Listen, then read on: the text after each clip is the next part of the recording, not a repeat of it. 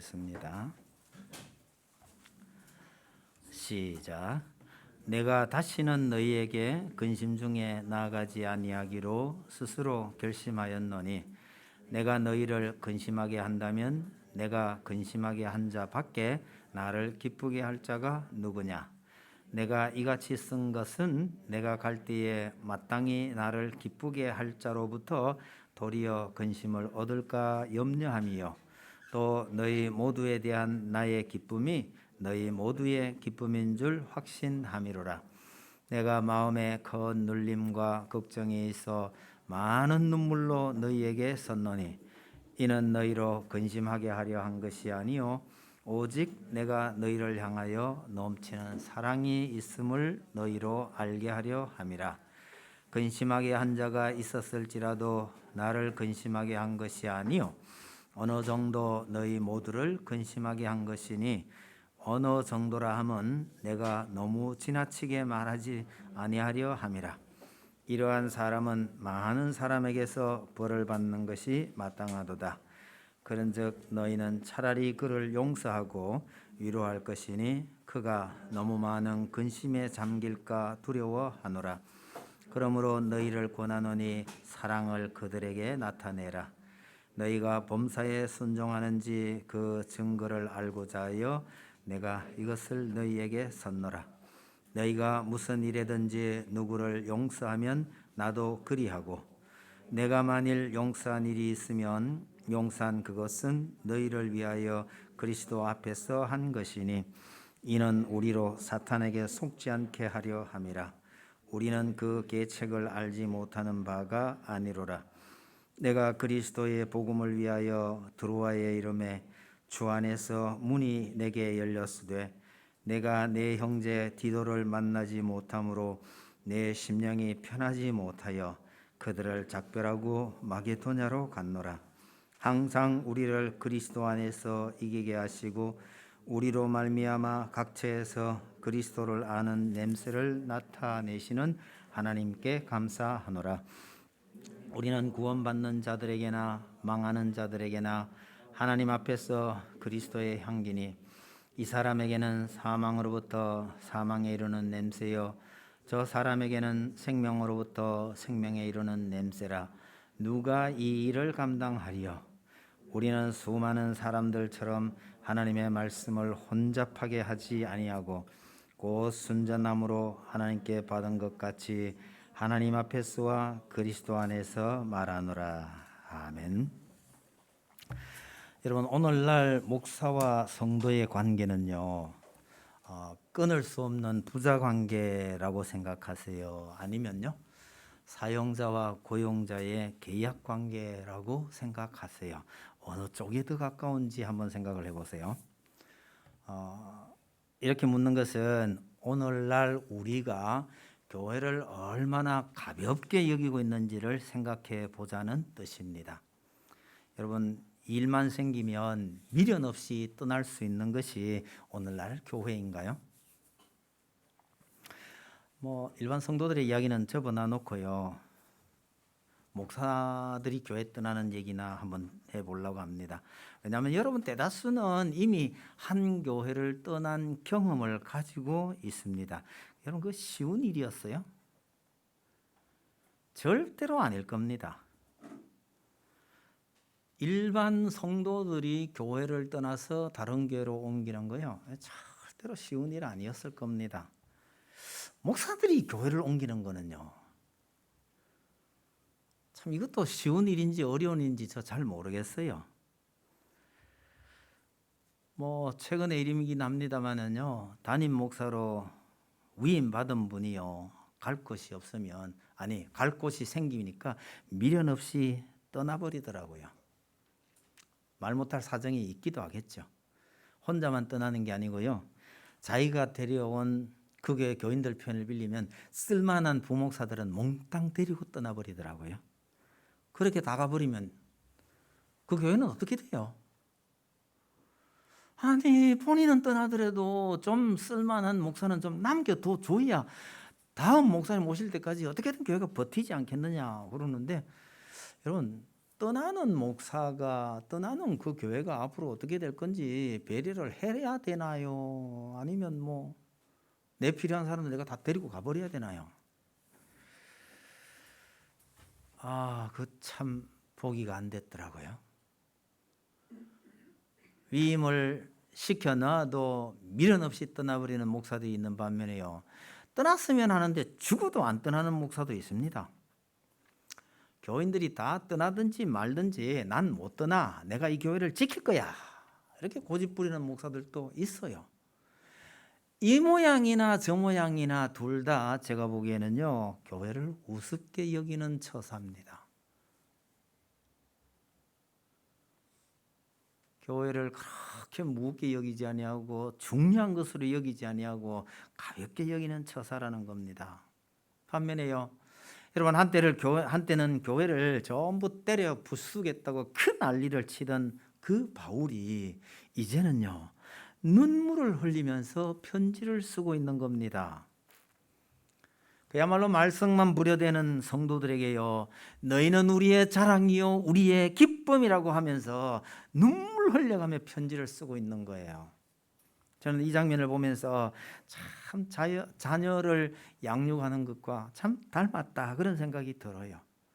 여러분, 자녀를 기른다는 것은요, 기본적으로 참고 기다리는 것밖에 없습니다. 이 아이가 말씀 위에 서기를 바라면서 참고 기다리는 수밖에요. 사도 바울은요, 참고 기다릴 뿐만 아니라 오히려 그 성도들을 격려합니다. 얼마나 교회를 귀하게 여기고 있기에 그러는가라는 관점에서 한번 살펴보려고 합니다. 오늘 우리가 읽은 이 본문의 시점이요, 과거와 현재가 뒤섞여 있습니다. 이걸 잘 구분해서 읽어야 한다는 점을 말씀드립니다. 오늘은 대지를 나누는 것이 좀 이상하긴 합니다만, 그래도 뭐 이해를 돕기 위해서 대지를 좀 쪼개가면서 설명을 하도록 하겠습니다. 사도 바울은요, 눈물과 근심으로 교회를 섬겼다, 그 말씀을 드립니다. 4절을 다시 보십시다. 이게 과거의 이야기입니다. 내가 마음에 큰 눌림과 걱정이 있어 많은 눈물로 너희에게 썼노니, 이러죠. 지금 얘기가 아닙니다. 이전에 내가 너희들에게 정말 눈물 뿌려가면서 저 편지를 썼다, 그 얘기를 하고 있는 거예요. 여러분, 무슨 편지를 눈물로 쓰는 거죠? 그 편지 이름을 아마 눈물로 쓴 편지 이러면 될 것 같아요.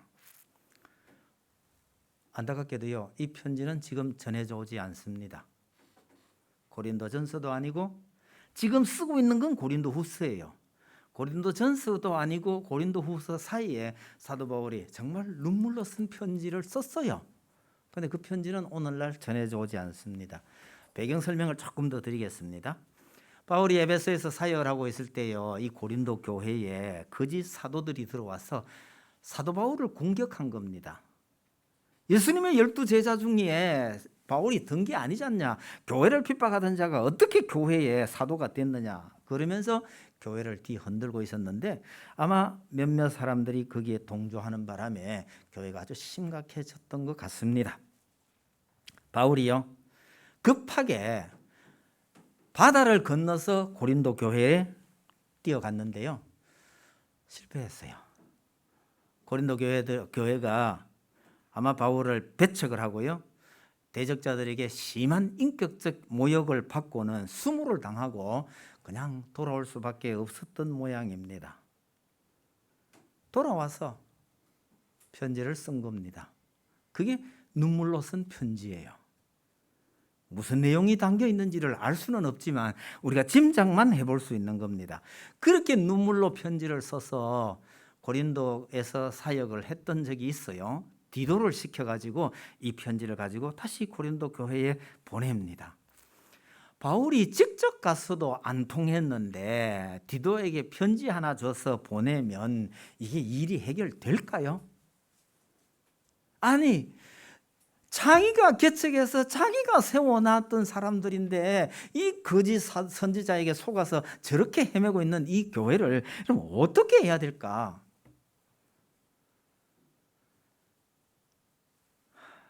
바울이요, 걱정이 너무 많아서 에베소에서 이 사역을 할 수가 없었더란 이야기입니다. 그래서 바울은 에베소를 떠나서 드로아로 올라갑니다. 이게 비유컨대 이런 거예요. 만주에서 오는 사람을 만나기 위해서 목포에서 저 신의주까지 올라간 것에 비유할 수 있습니다. 그런데 그 드로아에서 고린도 교회 소식을 가지고 오는 디도를 만나려고 찾아 올라갔는데 못 만난 거예요. 근데 거기 머물러 있는 동안에 이 드로아에서 복음의 문이 활짝 열렸다고 말합니다. 바울이 설교하고 전도하면 사람들이 그걸 정말 기쁘게 받아들이는 이런 일이 벌어지고 있는데도요, 바울이 그 일을 할 수가 없는 거예요.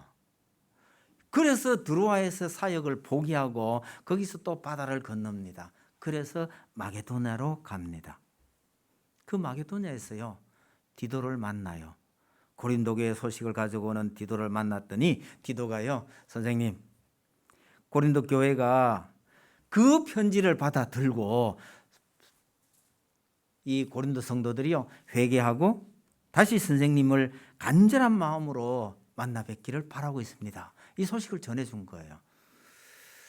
편지를 잘 써서 그런지 디도가 사역을 잘했는지 그건 알 수는 없지만 그 디도의 그 말을 듣고서야 바울이요, 드디어 그 많은 근심들을 다 털어내고 위로와 기쁨을 얻게 되었다. 그래서 거기서 다시 편지를 쓰기 시작한 겁니다. 이게 지금 이 편지예요. 고린도 후서입니다.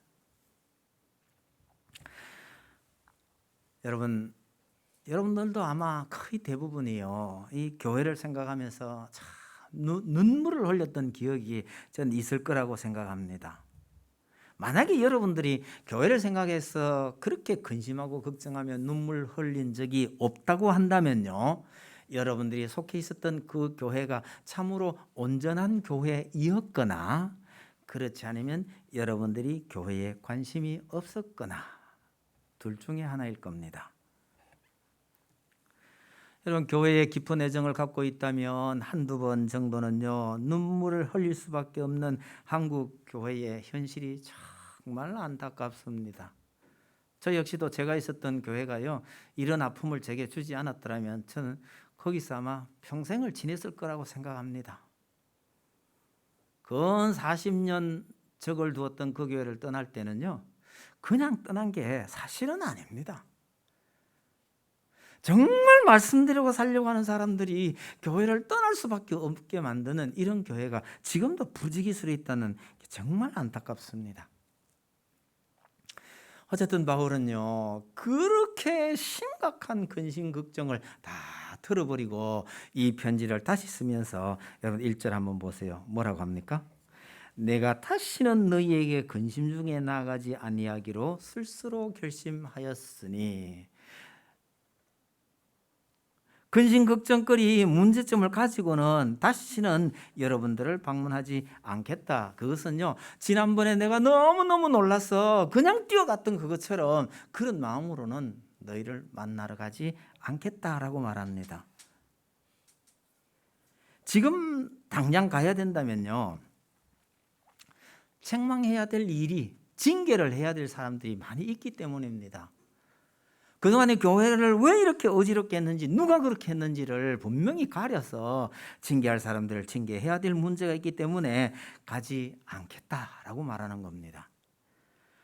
책망할 일이 있어도 당장 뛰어가서 혼을 내야 될 사람들이 있다 해도 또 달려가서 해명하고 야단을 치는 것만이 능사가 아니다라고 생각을 하는 거죠. 때로는 말없이 기다리면 저절로 해결이 되기도 합니다. 바울에게 고린도 교회들은요, 정말 머리 아픈 사람들이었습니다. 이런 일이 있기 전에 고린도 교회에 정말 많은 문제점들을 지적하면서 그걸 고치느라고 썼던 편지가 고린도전서였잖아요. 그 고린도전서를 보면 고린도 교회가 참 문제 많았다는 것이 보입니다. 그런 사람들인데도 불구하고 바울은요, 이 고린도 교회를 원망하지 아니하고 참 여러분들은 나의 자랑이요 나의 기쁨이요 나를 기쁘게 할 자라고 말합니다. 2절 3절이 조금 그 말이 어려운데 핵심은요, 여러분들은 마땅히 나를 기쁘게 할 자, 나를 기쁘게 할 사람들은 바로 여러분들입니다, 이 얘기입니다. 그걸 염두에 두고 다시 한번 읽어보세요. 내가 너희를 근심하게 한다면 조금 건너뛰어 보세요. 나를 기쁘게 할 자가 누구냐 이렇게 되죠. 내가 여러분들을 근심하게 한다면 나를 기쁘게 할 자가 누구냐? 없다는 얘기입니다. 표현을 바꾸면요, 나를 기쁘게 할 사람들은 여러분밖에 없습니다, 이 얘기예요.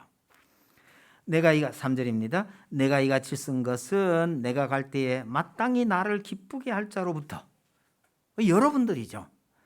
내가 만나면 당연히 내가 기뻐할 수밖에 없는 바로 여러분들로부터 도리어 근심을 받을 게 될까 싶어서 지금 당장은 가지 않겠다, 그렇게 말하고 있는 겁니다. 정말 바울에게 말로 닿을 수 없는 근심과 걱정거리를 안겨줬던 이 사람들에게 이렇게 말하는 것은 바울이 4절 끝에 보시면요, 내가 너희를 향하여 넘치는 사랑이 있음을 너희로 알게 하려 함이라. 내가 여러분들을 얼마나 사랑하는지 알게 하려고 이러는 것이다, 그렇게 말하는 거죠. 고린도 교회가 정말 문제가 많습니다만은 이런 것들을 해결하고 이겨내는 진정한 해법은 사랑입니다. 당장 달려가고 싶은 마음을 억누르고 편지를 쓰면서 나를 근심하게 한 것이 아니라고 말합니다. 5절에 그렇게 있어요. 그런데 이 말은 사실이 아닙니다.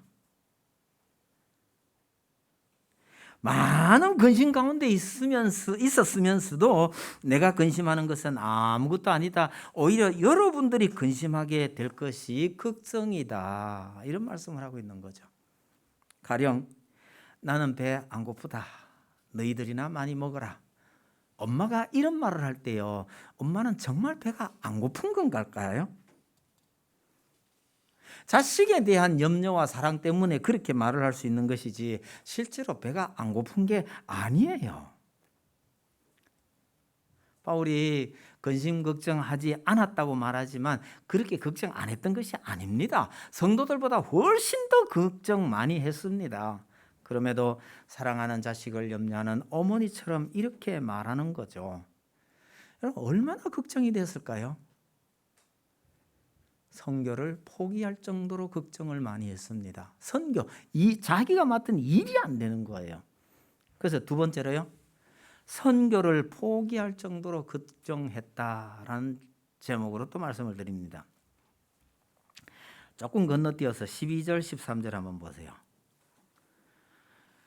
내가 그리스도의 복음을 위하여 드로아에 이름에 주 안에서 문이 내게 열렸으되 내가 내 형제 디도를 만나지 못함으로 내 심령이 편하지 못하여 그들을 작별하고 마게도냐로 갔노라. 에베소에서 사역도 불가능했고 올라가서 드로아에 잠시 머물 동안에 거기서도 복음을 전할 기회가 충분히 있었음에도 불구하고 못하겠다는 거예요. 여러분, 선교사가 선교지를 떠나는 것, 에베소를 떠난 것이나 마게도나를 떠난 것은 일반적인 경우라면 이거 있을 수 없는 거예요. 복음을 전할 기회가 활짝 열렸는데 그걸 어떻게 버려두고 떠나느냐는 말이죠. 물고기가 벌떡벌떡 뛰는 연못을 바라보면서 낚시꾼이 낚싯대를 거둔다면요, 우리 낚시 잘하는 분이 잘 없죠. 돈이 지척인데요, 이걸 놔두고 포기를 해요? 아마 그거보다 더 어려운 일이 바울이 에베소나 드로아를 떠난 겁니다. 목숨을 걸고 복음을 전하는 사람이요, 복음을 전할 좋은 기회가 생겼는데 이걸 버려두고 떠난다는 것이 말이 되느냐. 그만큼 힘들고 고통스럽고 머리 아팠다는 얘기입니다. 바울에게 있어서는 가장 소중한 것을 포기한 셈이죠.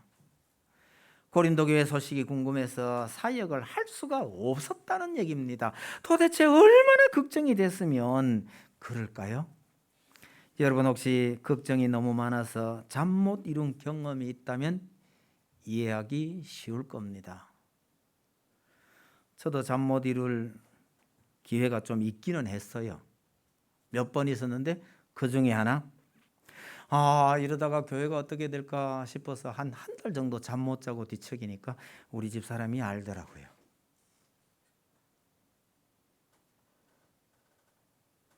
야, 그거 아는데 한 달이나 걸리냐 이러지 마세요. 얼마나 티 없이 혼자서 고민을 했으면요. 같이 살면서 같이 자는 사람이 한 달 만에 그걸 아느냐고요. 아직도 기억이 생생합니다. 우리 집사람이 말을 모질게 해요. 정색을 하고 앉았어요. 여보, 우리는 부부가 아닌 것 같다 이러잖아요. 제가 얼마나 놀랬겠어요. 믿는 자답게 산다고 평생을 헌신하는데 너무 놀라서 왜 가니까요. 뭔가 말 못할 사정이 있는데 말 안 하고 혼자 끙끙거리고 있다는 거예요. 이거 당신 모르는 게 좋겠다 이랬더니 말하래요. 그래서 작심하고 말했어요.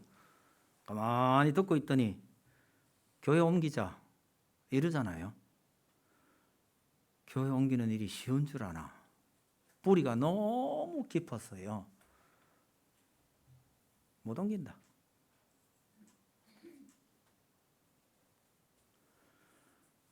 근데 교회에 아무런 피해를 주지 아니하고 옮기는 유일한 방법이요, 신학교 가는 거였어요. 그건 아무 영향이 없어요.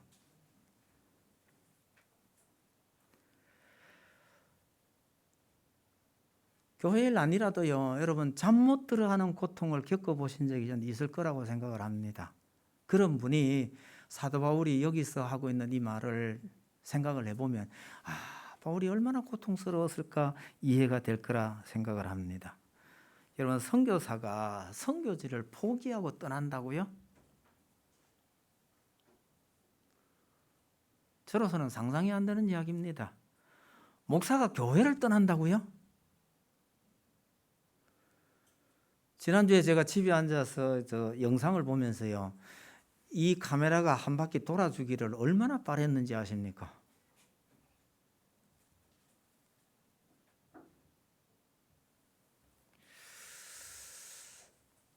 하긴 한 번씩 그런 일이 있어야 교인들 귀한 줄도 안다, 그죠? 그러나 꼭 그렇게 해서 아는 거 아니에요. 전 목사가 되기 전에요, 제 평생에 단 한 번 출석하던 교회를 떠나서 다른 교회에서 예배를 드린 적이 있었습니다. 예배 안 간 게 아니고요, 다른 곳을 간 거예요. 그런데 거기서 예배를 드리면서요, 제가 얼마나 울었는지 모릅니다. 내가 왜 여기서, 내가 내 하나님을 섬기던 내 교회가 있었는데 왜 내가 그 길을 떠나서 여기서, 정말 많이 울었습니다. 근데 불행인지 다행인지요, 목사가 되고서는 그런 일이 여러 번 있었습니다.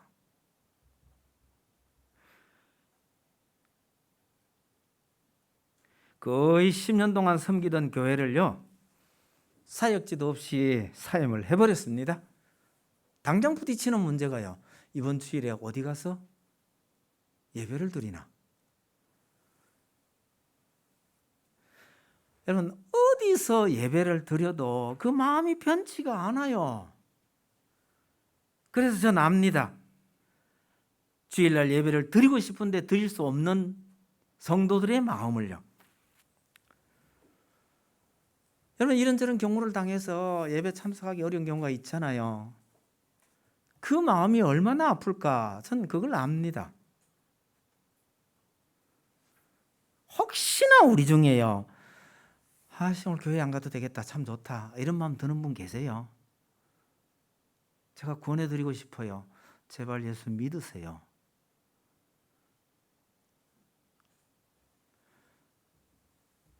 교회 가서 예배 안 드리게 됐는데 그게 기분이 좋다든가 편하다든가 이러면요, 예수 믿는 사람 아니에요. 그런 장면을 생각을 해보면 사도 바울이 그 자기의 가장 소중한 이 선교를 포기하고 가야 했다는 것이 얼마나 마음이 아팠겠느냐 짐작이 됩니다.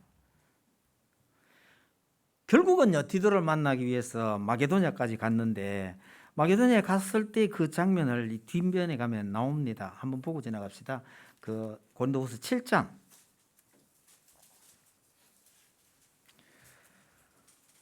5절에서 7절입니다. 한번 보세요. 우리가 마게도냐에 이르렀을 때에도 우리 육체가 편하지 못하였고 사방으로 환난을 당하여 밖으로는 다툼이요 안으로는 두려움이었노라. 그러나 낙심한 자들을 위로하시는 하나님이 디도가 옴으로 우리를 위로하셨으니 그가 온 것뿐 아니요 오직 그가 너희에게서 받은 그 위로로 위로하고 너희의 사모함과 애통함과 나를 위하여 열심 있는 것을 우리에게 보고함으로 나를 더욱 기쁘게 하였느니라. 디도를 만났을 때의 그 상태를 뒤에서 자세하게 언급해 줍니다. 디도를 만났더니 고린도 교회가 돌이켜서 바울의 말을 따르기를 하고 문제가 다 해결됐다는 그 말을 듣고서야 마음을 놓고 드디어 복음사에게 매진할 수 있게 되었다. 그러면서 편지를 써서 감사의 말과 또 해명해야 할 말들을 적은 것이 이 고린도 후서입니다. 바울의 이런 마음 상태를 기억하면서 이 고린도 후서를 찬찬히 읽어가야 됩니다. 어쩌면 눈물로 쓴 편지보다 더 감동적일지 모르겠습니다. 세 번째로요, 징계하는 것을 참고서 교회를 섬겼습니다. 디도가 가져간 눈물의 편지로 인해서 사태가 어느 정도 수습이 됐으니 자 이제 남은 일은요, 그 반란의 앞잡이를 어떻게 해야 될 거냐 이런 문제 아니겠어요? 앞장서서 바울을 배척했던 그 사람들을 어떻게 해야 되겠느냐. 다시 2장으로 돌아갑니다. 6절 7절 보셔요. 이러한 사람은 많은 사람에게서 벌받는 것이 마땅하도다. 그런즉 너희는 차라리 그를 용서하고 위로할 것이니 그가 너무 많은 근심에 잠길까 두려워하노라. 이러죠. 사태가 이제 다 수습이 됐으니까 차라리 그 사람을 용서해 주라고 하는 겁니다. 이런 비유컨대 이런 겁니다. 개척교회를 세우고 지금까지 목회를 잘해온 목사에게 대항해서 그 목사를 쫓아내려고 하던 사람을요, 용서하기가 쉽지 않을 겁니다. 그러나 바울은 사탄이 교회를 흔드는 방법을 잘 알고 있었습니다. 사탄의 못된 계략을 피하는 가장 좋은 비결은요, 서로 용서하는 것이다 라고 말합니다. 옳고 그름을 분별하는 능력은 꼭 있어야 하지만 그런 사람에게 사랑이 없다면 그런 능력은 위험한 칼이나 마찬가지입니다. 예민하고 예리하고 명석한 사람이요, 그 머리만 가지고 있으면 위험하다는 뜻입니다. 그렇게 머리 좋은 사람이요, 그 잘못한 사람을 용서하고 품을 수 있는 사랑을 가지고 있어야 한다, 그 말입니다. 용서는 하되 잊지는 말자라고 했던 유대인들의 말처럼요, 용서해야 이기는 겁니다. 그런데 가장 큰 피해를 입은 바울이 내가 이미 그를 용서했으니, 10절에 그 말을 해요. 내가 이미 그를 용서했으니 너희도 용서해 주라고 권합니다. 징계를 앞세우는 것이 아니라 우선 용서하고 사랑하라고 합니다. 여러분, 교회의 시벌은 사회적 형벌에 비하면요, 너무너무 힘이 없어요. 교회가 내릴 수 있는 최고의 벌이요, 출교라고 합니다. 이게 일반적인 법에 따른다면 거의 사형이나 마찬가지입니다. 그런데 교회의 출교라는 것을 겁내는 사람이 요즘 별로 없어 보여요. 교회의 징계가 왜 이렇게 힘이 없나요? 교회의 징계의 목적은요, 사람을 죽이는 데 있지 않고 회개시키는 데에 있기 때문입니다. 징계를 하면서도 너무 많은 근심에 잠길까 두려워하고 있으니 징계를 받는 사람이 겁을 안 내는 거예요. 그러나 징계의 목적은 그것이기 때문에 마땅히 징계받아야 할 자를 용서하고 사랑하라 하고 당부하는 겁니다. 바울이 그렇게 사역하고 있는 거죠. 마지막 네 번째로요, 바울이 이 고린도 교회 성도들을 권면하는 것은 우리는 그리스도의 향기로 살자, 그렇게 말씀합니다. 바울이요, 말로도 할 수 없는 근심 걱정에 사로잡혀서도 이 교회를 위해서 그렇게 애를 쓰는 것은요, 자기가 맡은 사명, 복음을 전하는 것이 너무너무 소중하기 때문입니다. 14절 한번 보셔요. 항상 우리를 그리스도 안에서 이기게 하시고 우리로 말미암아 각처에서 그리스도를 아는 냄새를 나타내시는 하나님께 감사하노라, 이러죠. 여기에 이기게 하시고라는 이 표현은 로마의 어떤 개선 행진에 사용되던 단어입니다. 그래서 어떤 번역은요, 이 이기게 하시고라는 이 표현을 그리스도의 개선 행진에 참여하게 하여 주시고, 이런 표현을 씁니다. 핵심은 뭐냐면 우리의 승리는, 그리스도인의 승리는 내가 이긴 것이 아니고 그리스도께서 이기신 승리에 내가 참여하는 겁니다. 엄밀히 말하면 아이들 표현 빌리면 이 꼽사리 끼는 거예요. 내가 이긴 게 아니에요. 그리스도께서 이기신 그 승리에 내가 숟가락 하나 얹고 들어가는 거예요. 여러분, 복음을 받은 사람들에게 주어지는 특별한 은혜란 말입니다. 15, 16절요. 유명한 구절입니다. 우리는 구원받는 자들에게나 망하는 자들에게나 하나님 앞에서 그리스도의 향기니 이 사람에게는 사망으로부터 사망에 이르는 냄새요 저 사람에게는 생명으로부터 생명에 이르는 냄새라. 누가 이 일을 감당하리요, 이러죠. 여러분, 동일한 냄새가 어떻게 한 사람에게는 사망에 이르는 냄새가 되고 또 다른 사람에게는 생명에 이르는 냄새가 되게 할까요? 이건 전부 다 그 당시에 로마의 어떤 개선 행진하는 장면하고 관련이 있습니다. 로마 군인들이 전쟁에서 승리하고 그 승리의 행진을 하면서 로마로 입성을 합니다. 그럴 때 로마 백성들이 다 나와가지고요, 환영을 합니다.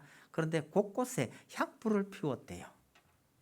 그 향의 냄새가 승리한 로마 병사들에게서는 이게 승리의 냄새입니다. 그런데 그 대열에요, 포로로 잡혀오는 적군들에게는요, 이것이 죽음의 냄새이었다는 겁니다. 복음은 바로 이 향기와 같다, 그렇게 말합니다.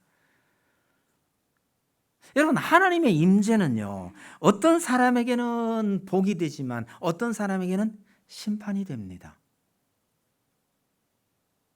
동일한 하나님의 임재가 복이 될 수도 있고 심판이 될 수도 있는 겁니다. 복음은 사람을 살리기도 하고 죽이기도 하는 능력을 가졌다는 말입니다. 그러니 이 복음을 어떻게 다루어야 할 거냐에 대해서 생각해 봐야죠. 꿀이나 철사를 다루는 사람의 마음과 다이아몬드를 다루는 사람의 마음이 같을까요? 여러분, 다이아몬드 제가 잘 모릅니다만은요, 그걸 징으로 뭐라고 하는지 모르겠어요. 두들겨 깨잖아요. 조금만 삐끗하거나 잘못되면요, 저거 어떻게 하겠냐? 아니, 손이 떨려가지고 이거 두드리겠어요?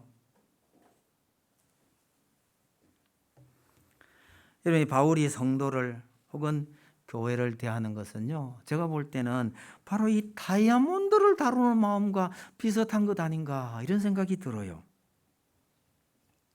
여러분, 오늘날 우리는 복음을 어떤 마음으로 대하고 있는가요? 우리에게 있어서 복음이 얼마나 소중한 걸까요? 다이아몬드처럼 다루세요? 아니면 철사 다루시듯이 하나요? 사람을 죽이기도 하고 살리기도 하는 것이 복음입니다. 이 복음이 우리나라를 살리기도 하고 죽이기도 합니다. 우리 가정을요, 우리 자녀를요, 살리기도 하고 죽이기도 하는 것이 복음입니다. 이걸 어떻게 가볍게 여길 수가 있냐고요. 이런 복음을요, 예수 믿는 걸요, 절대 가볍게 여기지 마시기 바랍니다. 왜요? 이게 생명이 달린 문제예요. 영생이 걸려 있는 문제예요.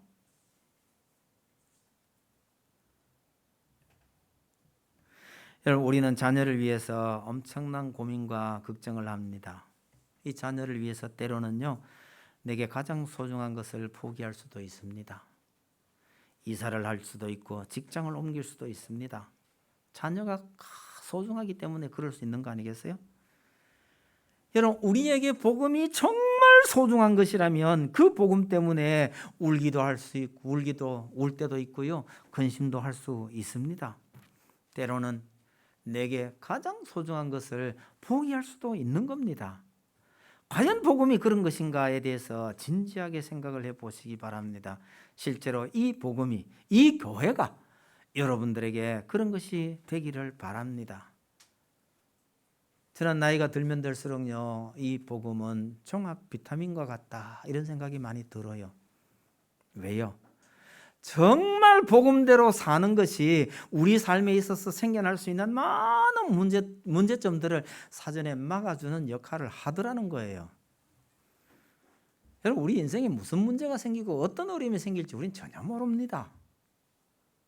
무엇이 이런 것들을 미리미리 예방을 하고 막아줄 수 있을까요? 전 말씀대로 사는 삶, 복음이 우리를 그렇게 만든다고 생각이 들어요. 종합 비타민이 어떤 것인지 아시죠? 복음이 바로 우리 삶에 종합 비타민처럼 작용을 합니다. 여러분, 우리는 그리스도의 향기라고 합니다. 이 향기가 죽을 자는 죽게 만들고 살 자는 살게 만듭니다. 향기를 바라며 사시기 바랍니다. 그 향기에 취해서 따라오는 사람은 살 것이고요, 그 향기를 냄새라고 생각하고 피하는 사람은 죽게 되는 겁니다. 여러분들이 어느 곳에서 무슨 모습으로 살아 계시든지 이 그리스도인의 냄새를 잘 풍기면서 살아가시기를 간절히 바랍니다. 17절로 오늘 말씀을 마무리하도록 하겠습니다. 우리는 수많은 사람들처럼 하나님의 말씀을 혼잡하게 하지 아니하고 곧 순전함으로 하나님께 받은 것 같이 하나님 앞에서와 그리스도 안에서 말하노라. 여러분, 지금이나 그때나 자신의 이익을 위해서 하나님의 말씀을 왜곡되게 전하는 사람은 많았던 모양입니다. 충심보다는 간신이 많죠. 진짜보다는 가짜가 더 많은 것이 우리 인간 세상의 본 모습인지도 모르겠습니다. 여러분, 회사에 정말 회사를 위해서 충성하는 사람이 많아요? 아니면요, 회사에 어떻게 되든지 말든지 간에 내만 잘 먹고 잘 살면 된다, 이런 사람이 더 많은가요? 진짜 제대로 충성하는 사람이 그리 많지 않을 겁니다. 하나님의 말씀을 순전함으로 전하는 사람, 그러니까 하나님의 말씀을 정말 하나님의 원하시는 대로 하나님의 뜻대로 전하는 사람보다는요, 하나님의 말씀을 혼잡하게 하는 사람. 여기서 혼잡이라는 것은요, 이 순수한 포도주에 다른 걸 태우는, 흔히 말하면요, 물 태우는 거하고 같은 거라고 이해하시면 됩니다. 순수한 포도주에 물을 태워서 부당이득을 노리는 것을 가리킵니다. 정말 하나님의 말씀을 순수하게 전하느냐, 아니면 자기의 어떤 목적을 위해서 개인적인 생각이나 의도를 집어넣느냐, 이런 얘기인데, 그때나 지금이나 이런 분들이 적지 않다고 말합니다. 전도자요, 목회자요, 특별히 설교하는 사람은요, 하나님의 말씀에 자기의 얄팍한 의도를 숨겨 넣지 말아야 합니다. 그야말로 하나님께서 원하신 그대로 말씀을 증거해야 합니다. 평생 하나님 앞에서 이런 마음을 지켜가야 합니다. 여러분, 목사만 그래야 될까요? 우리 성도들이 그렇게 되어야 한다는 말씀을 드리고 싶습니다. 목사나 여러분들이나 다 마찬가지인데요. 사람 변하는 거 정말 시간 문제입니다. 옛날에 만났던 어느 못된 집사가요, 목사들이 참 잘 변하더라는 그런 얘기를 해요. 그분이요. 그래서 제가 웃으면서 그랬어요. 저는 늦게 목사가 돼가지고 변하려고 해봐야 변할 시간이 별로 없어서 안 괜찮을까 이랬더니 이 못된 집사가 뭐라고 한지 아세요? 목사님, 사람 변하는 거 한순간입니다 이래요. 나 그 집사님 되게 좋아해요. 지금은 뭐 연락이 잘 안 됩니다만은요. 그래서 그렇지, 그 목사 앞에서요, 그러고 있는 목사 앞에서 사람 변하는 거 한순간입니다 이래도 돼요? 기분 나쁘기나 말기나 맞는 말입니다. 맞는 말입니다. 그러나 일반적으로 맞는 말인데 여러분, 우리 속에는 그런 말이 전혀 맞지 않기를 바랍니다. 한 번 고백한 말, 한 번 맺은 약속, 하나님 앞에 하나님 말씀대로 살겠다고 했는 이 약속이요, 죽을 때까지 변함없기를 바랍니다. 오늘 돌아가셔서 결혼하기 전에 했던 약속들을 다 다시 상기하시기 바랍니다. 혹시 그동안에 잊어버리고 있었거나, 미안합니다. 생각도 나지 않을 걸 시켜가지고요. 그러나 우리가 한 번 약속했고 한 번 말했고 이랬으면요, 진짜 죽을 때까지 그 길로 가야 하는 겁니다. 사람과의 사이에도 그러해야 되지만 하나님과 사이에서도요, 이 순전한 복음에 다른 불순물 집어넣지 말아야 합니다. 우리의 신앙생활이 인간의 꾀나 욕심이 개입되지 않고 순수하게 하나님 말씀만 따르는 것이 되기를 간절히 소망합니다. 그래야 우리 스스로도 하나님 앞에서 순전한 사람이 될 뿐만 아니라 이 교회도요, 그런 순전한 교회가 될 거라고 생각합니다. 교회를 생각하면서 그렇게 눈물 뿌렸던 바울의 이 마음이 곧 우리의 마음이기를 간절히 소망합니다. 찬송 드립시다.